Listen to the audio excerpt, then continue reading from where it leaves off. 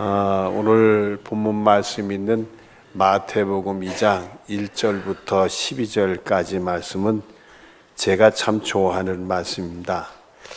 성탄절이 되면은 꼭 이 말씀을 제가 다시 한번 되새기고 봅니다. 그리고 이 말씀을 마음에 꼭 다시 담게 됩니다. 제가 이 말씀을 좋아하는 이유가 분명히 있습니다. 오늘 본문 9절과 10절 말씀을 보겠습니다. 박사들이 왕의 말을 듣고, 이 박사들은 동방 박사들입니다. 왕은 헤롯 왕을 얘기합니다. 이 왕의 말을 듣고 갈새 동방에서 보던 그 별을 문득 앞서 인도하여 가다가 악이 있는 곳 위에 머물러 서 있는지라 그들이 별을 보고 매우 크게 기뻐하더라. 이렇게 됩니다. 자, 이 말씀을 보면 좀 신비롭다 하는 생각을 가지지 않을 수 없습니다. 그 별이 어떤 별인지 이 동방 박사들을 이렇게 인도를 하는 별이었다. 그것도 동방에서부터 인도를 하다가 잠시 예루살렘에 와서는 잠시 안 보였다가 그러고는 다시 별이 인도에서 예수님 탄생한 베들레헴 위에 이렇게 머물러 있다. 그래서 여러분들 우리가 성탄 카드들 보면은 그 아기 예수 탄생한 그 그림 위에 하늘의 별이 이렇게 광채를 비치는 그런 성탄 카드들 있지 않습니까? 어떻게 이 별이 이 동방 박사들을 인도하고 또 베들레헴에 와서는 그 위에 가만히 머물러 있을 수 있었을까? 참 신기한 생각이 들어요. 그 어떤 그 별을 연구하는 천문학자들이 그런 말을 하더라고요. 그 역사적으로 보면 그 시대에 특별한 혜성이 하나 나타나가지고 그 예수님 탄생하는 그쪽 동네에 그 빛을 비친 적이 있었다. 뭐 그런 얘기를 하는데 그건 저는 잘 모르겠어요. 그래서 저는 이 말씀을 보다 무슨 생각을 해보느냐 하면 야, 나도 이 신비롭게 별이 좀 나타나가지고 나를 예수님께로 착 인도하면 얼마나 좋을까 말이야. 그런 생각을 해봤어요. 제가요, 이 별이 저를 인도한다는 생각은 이 설교 준비하면서 생각해 본 거고요. 전에는 한번 무슨 생각을 해봤느냐 하면 하나님이 이스라엘 백성들을 그 광야로 이렇게 인도하실 때 낮에는 구름으로 밤에는 불기둥으로 인도하셨다 그랬잖아요. 근데 불기둥 생각은 내가 못하고요. 혹시 나를 인도하는 구름 기둥은 없을까? 한동안 맨날 구름 살펴본 적이 있었어요. 그러면서 제 마음속에 혹시 저 구름이 나를 인도하는 거 아닐까? 이런 생각도 해보고요. 또 그 구름이 불 모양이면 야 저기 하니까 이런 생각을 참 많이 했어요. 그래서 저도 이 주님이 싹 인도해서 나를 예수님께로 싹 인도한다면 얼마나 좋을까? 이런 생각을 해봤는데 참 은혜로운 부분들이지만 여러분들 그래서 이 말씀을 제가 좋아하는 것은 아닙니다. 다른 이유가 있습니다. 또 오늘 본문에 보면은 신비로운 일들이 또 있습니다. 본문 11절에 보면은 집에 들어가 아기와 그의 어머니 마리아 함께 있는 것을 보고 엎드려 아기께 경배하고 보배합을 열어 황금과 유황과 몰약을 예물로 드리니라. 이렇게 됐어요. 이 동방 박사들이 별의 인도를 받아가지고 그리고 그 베들레헴에 와서 아기 탄생한 걸 보고 경배를 하고 이 보배합을 열어서 황금과 유황과 몰약을 예물로 드렸다. 근데 여러분들 여기도 신비로운 일들이 여기 숨겨져 있습니다. 그것도 두 가지나 있어요. 어떻게 이 동방 박사들은 이방인들인데 이방인들이 어떻게 예수님을 경배할 생각을 하고 그 예수님 탄생하는 그 타이밍에 딱 맞아가지고 올 수 있었는가? 우리가 일반적으로 이 동방 박사들은 점성가들이라 별을 연구하는 박사들이었다. 그러다가 별을 연구하다가 특별한 별을 발견하고 그 별을 쫓아서 와가지고 예수님을 경배하게 됐다. 그런 말을 하는데 여러분들 아무리 그분들이 별을 연구한다고 하더라도 그 별이 그 예수님 탄생하기 위해 가르치는 별인 줄 알고 예수님을 경배하려고 그게 생각하고 행동에 옮길 수 있다. 이 쉬운 것은 아닌 것 같아요. 또 예수님이 어떤 분인가를 이 동방에 사는 사람들이 또 어떻게 알겠어요, 여러분들? 근데 예수님을 경배하러 왔다. 이 신비로운 일이에요. 그래서 어떤 분은 그런 얘기들 해요. 이스라엘 백성들이 그 북쪽 이스라엘은 아수르에 멸망하고 남쪽 유다는 이 바벨론에 멸망하면서 많이 세계 방방곡곡에 흩어졌습니다. 물론 그 후에도 또 흩어지는 일들도 있었지만은 그때부터 세계 방방곡곡에 살고 있는 그런 이스라엘 사람들을 디아스포라라고 얘기를 해요. 그래서 여러분들 그 사도 바울 아시지요? 사도 바울이 사는 데가 다소요. 그분이 유대인에도 불구하고 다소는 터키의 남부지방이에요. 그 남부지방에 있는 이 사울이라는 청년이 후에 바울이 됐는데 이분이 명절이면 예루살렘에 와서 하나님께 예배하고 돌아가고는 그러고 또 유대 율법을 잘 지키는 유대인이에요. 근데 그 사람은 유대에 살고 있지 않고 다른 나라에 살고 있었어요. 그걸 디아스포라라고 그래요. 이 유대인들은 늘 자기들을 구원하러 오는 하나님의 메시아, 구원의 주가 있다. 그렇게 믿었는데 아마 이 동방박사들 살고 있는 그 동네도 이 디아스포라가 있었을 것이다. 그 유대인들이 그래서 자신들을 구원하고 인류를 구하는 메시아가 온다는 것을 그걸 전해줬을 거다. 동방박사들이 그 말을 듣고 있다가 그 뷰를 연구하다가 그 뷰를 보는 순간에 하나님이 영감을 주셔가지고 예수님을 경배할 수 있는 마음이 생기지 않았겠는가. 근데 여러분들 그거는 얘기지 그랬다는 증거는 하나도 없어요. 성경에 보면 동방박사가 유대인들로부터 그런 말씀을 듣고 예수님을 경배하러 왔다, 그런 기록이 없어요. 다짜고짜 동방박사들이 등장이 되고 뷰를 보고 찾아왔다 이렇게 나와 있지 그거에 대한 설명은 없습니다.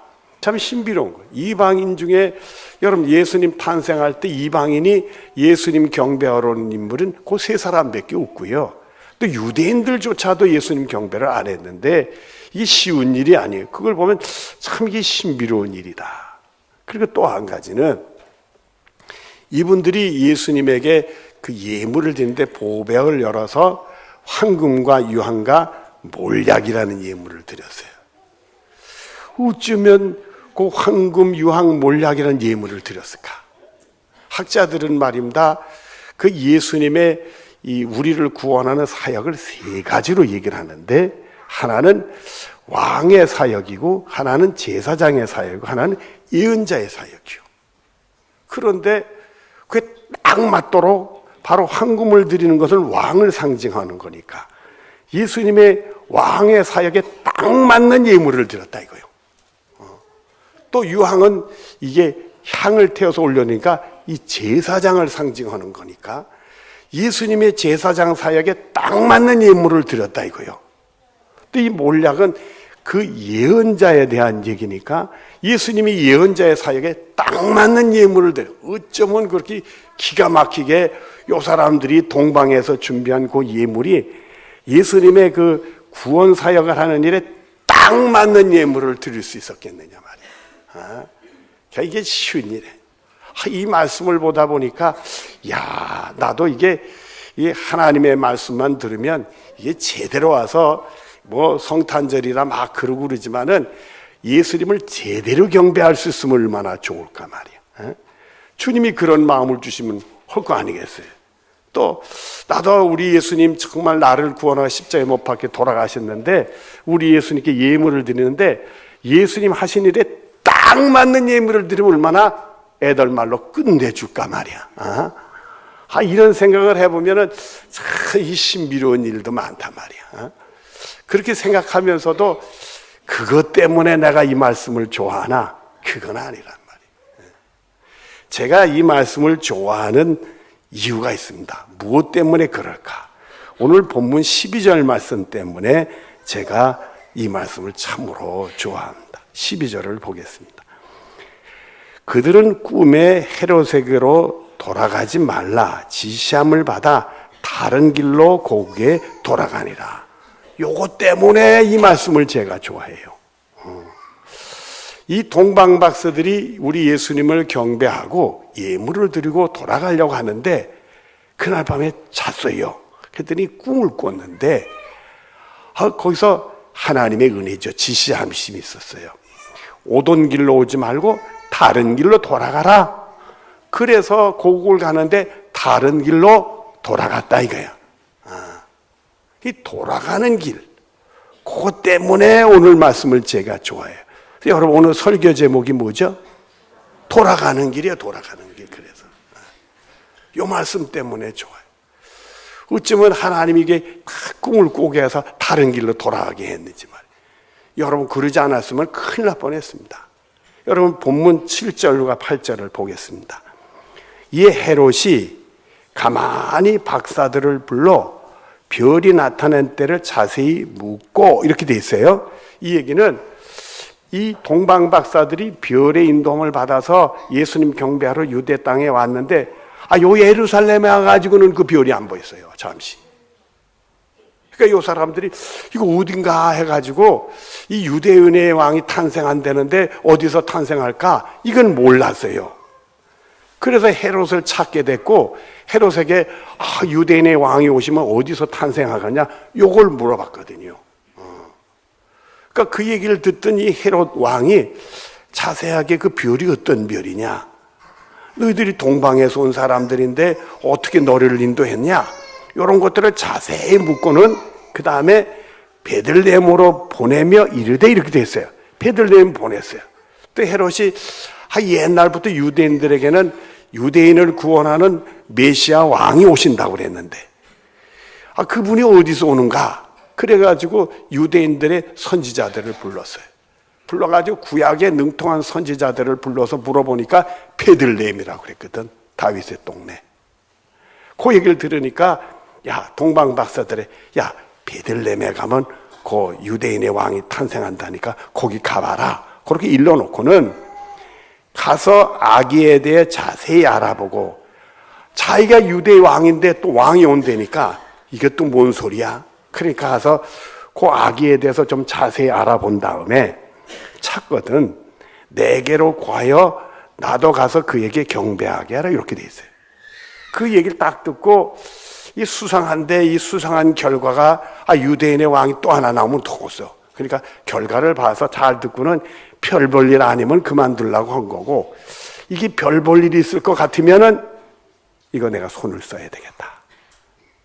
예수님을 제거하려고 하는 악한 꾀가 그 속에 숨어 있는 거예요. 말은 달콤하게 좋게 얘기하지만 내용은 아주 교활하고 악한 꾀가 그 속에 숨어 있었단 말이에요.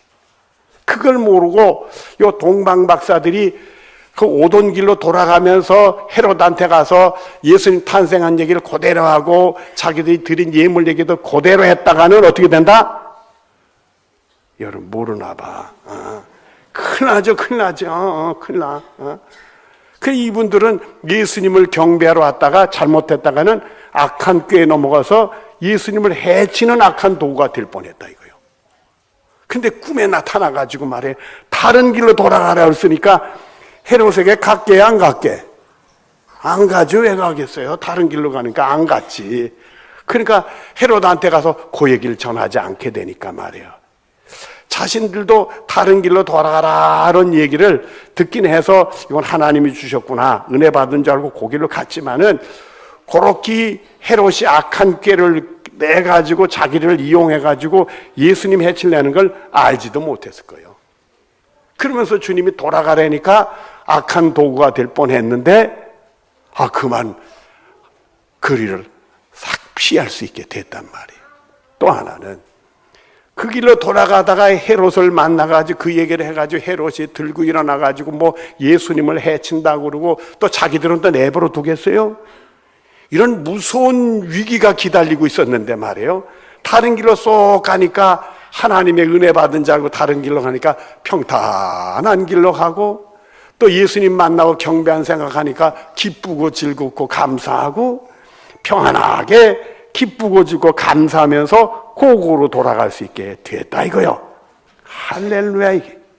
여러분 우린 예수님 만나서 이 다른 길로 돌아가는 축복이 있어야 돼.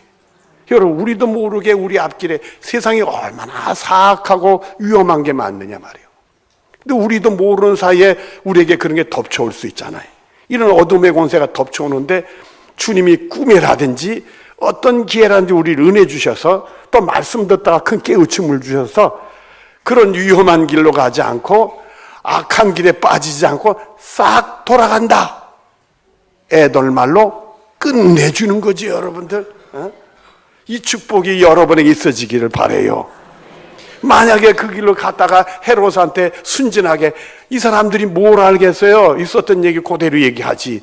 순진하게 얘기했다가는 자기들과 예수님의 큰 해를 당할 뻔했는데, 세상에 편안하게 또 안전된 길로, 그리고 기뻐하고 예수님 만난 생각하니까 너무 감사하고 그런 편안하게 했단 말이에요. 그런 위험이 도산이 있는지를 전혀 알지도 못하면서 그 하나님의 지시함 때문에 그렇게 갔더니 그렇게 됐다 이거지. 그 우리들이 우리 앞길에 어떤 위험이 도사릴지 누가 알아요, 여러분들. 여러분들, 오늘 유아 세례 받으니까 제가 한 말씀 드려요. 제가 이제 유아 세례 받는 분들한테 전에 어떤 말을 했느냐면 말이에요.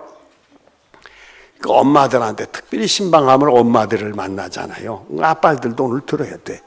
근데 애기들을 위해서 꼭 기도를 해야 된다 이거예요. 이 부모들이 애들이 어디 나가든지 학교 가든지 가면은 안전하게 잘 다녀길 원해요, 원하지 않아요? 원하지요. 야, 찾길도 조심하고 뭐 하고 조심하고 뭐 어떻게 해다 친구들하고도 어떻게 해라 이런 얘기를 다 해서 보내잖아요. 그러면 엄마 갔다 올게 그러다가 문턱에 탁 걸려서 넘어지는 거 막을 수 있어요? 막을 수 없어. 막을 수가 없어. 아무리 자식을 위하고 잘하고 보호를 한다래도 그만 손에서 조금 벗어나는 순간에 막을 수가 없어. 결국 하나님이 막아주셔야지. 그래서 애기들 위해서 기도를 해야 된다고 그랬어요. 여러분들, 이거 보면 다 하나님이 꿈에 나타나 지시해서 다 막아주셨잖아요. 참 우리가 믿음 생활하면서 이런 위험한 것들, 이 사악한 권세가 호시탐탐 우리를 노리고 있더라도 이분들은 아무것도 모르고 하나님이 하라는 대로 했더니 매사가 순탄하고 믿음으로 승리하는 축복이 있어졌게 됐다 이게. 이 말씀이 저는 참 좋아하는 말씀이에요. 이 성탄절만 되면 이 말씀을 꼭 보는 이유가, 그래, 내 앞길에 뭐가 있을지 내가 어떻게 알아? 응? 어떤 위험이 있을지 어떻게 알아? 악한 권세가 나를 노릴지 어떻게 알아? 모르잖아요. 그러나 하나님이 나에게 지시만 주시면 그 다 피해가고 순탄하고 감사하고 좋은 일이 생길 수 있다 이거죠. 이런 축복이 어딨냐 이거. 그래서 이 성탄절만 되면 예수님을 참 내가 잘 모셔가지고 예수님 통해서 주시는 말씀이 나를 지시하는 말씀만 되면 내가 그 길로만 가면 틀림이 없다 이거죠. 여러분들, 이 성탄에 단순히 여러분들이 성탄절을 예배드려 이렇게 끝나면 안 되는 거예요. 이제 예수님을 여러분의 마음속에 모시고 예수님이 여러분의 삶의 머리가 되셔서 예수님이 여러분을 주장하시고 다스리고 인도하는 대로 살아가지고 말이에요. 여러분의 악한 것에 싹 피하고 위험한 것에도 편안하게 아무 일 없는 것처럼 감사하게 사는 축복이 여러분의 것이 되어지기를 바랍니다. 그래서 제가 이 말씀을 좋아해요. 여러분들도 이 말씀을 좋아하는 축복이 있어지기를 바랍니다. 기도하겠습니다. 사랑이 많으신 하나님 감사합니다. 주님이 지시하셔서 다른 길로 돌아가라 그랬습니다. 주님, 우린 주님의 은혜가 필요합니다. 우리 앞에 어떤 길이 있고 어떤 무서운 일이 있고 어떤 악한 권세가 우리는 전혀 알지 못합니다. 그러나 주님이 하라는 대로 하면 틀림이 없습니다. 이 성탄절에 사랑하는 성도들 예수님 모시고 예수님이 지시하는 대로 살아서 하나님의 복을 받을 수 있는 귀한 성도들이 되게 하여 주시옵소서. 예수님의 이름으로 기도드리옵나이다. 아멘.